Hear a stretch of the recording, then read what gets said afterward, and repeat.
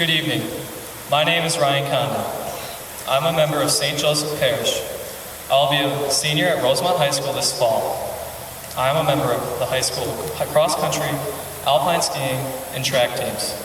I'm a member of the Rosemount High School band. I'm a member of the Boy Scouts of America. I was a caregiver most of my life for my father and continue to be so for my brother. Of all my associations, I am most proud of my membership in the Caregivers Club. I'm honored to be in a group that includes my friends Joshua Payette, Kyle Honish, and Matt Weber. We have all looked cancer right in the eye at an early age. We work every day to beat it by refusing to wallow in self-pity and depression. Caregiving has shaped our personalities.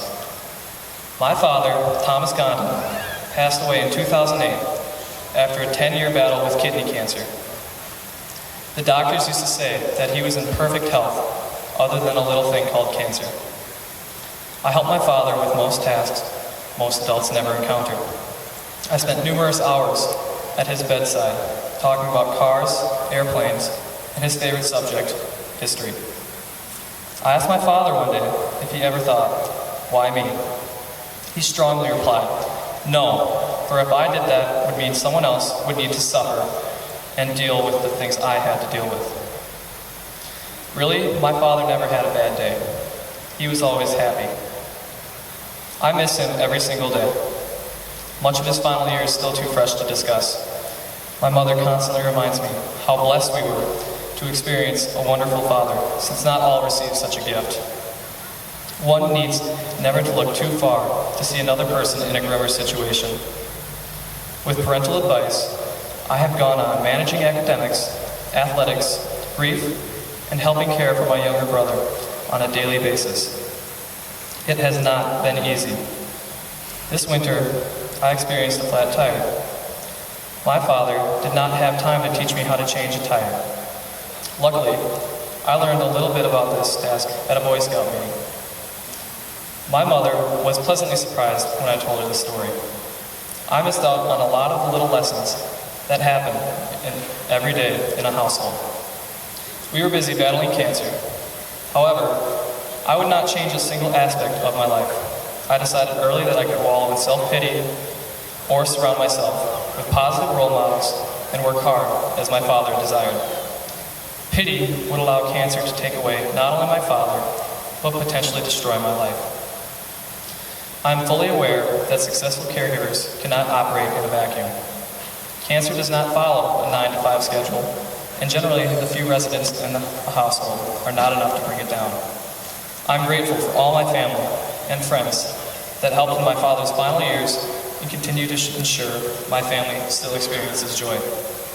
I am extremely grateful for my coaches providing such positive role models. Participation in sports has been so much more for me than just a bunch of meets.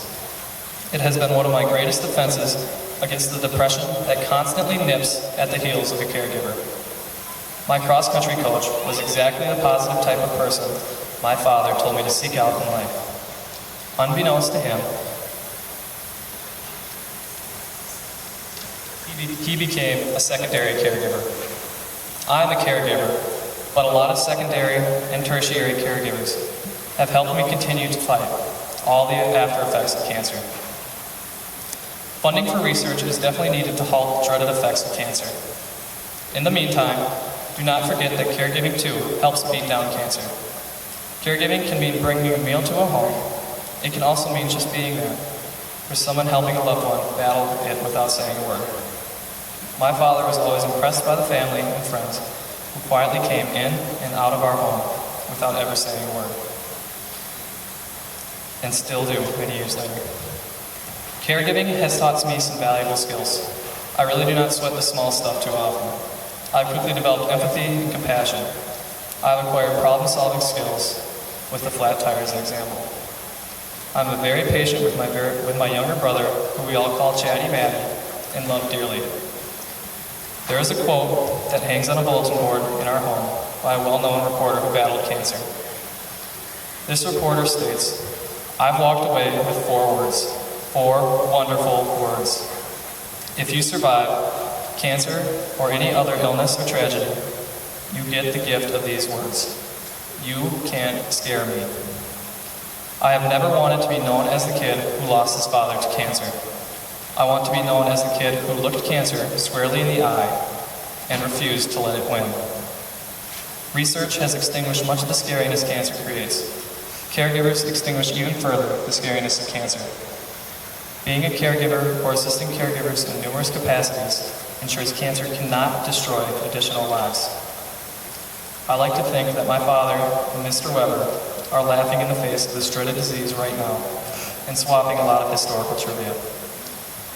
Nearly 5 years later, Dad, I strive to greet you each day with a smile and work hard and be kind to others. You still live in my heart, and cancer has not beat me down too. Cancer loses. Thank you, and blessings to all caregivers.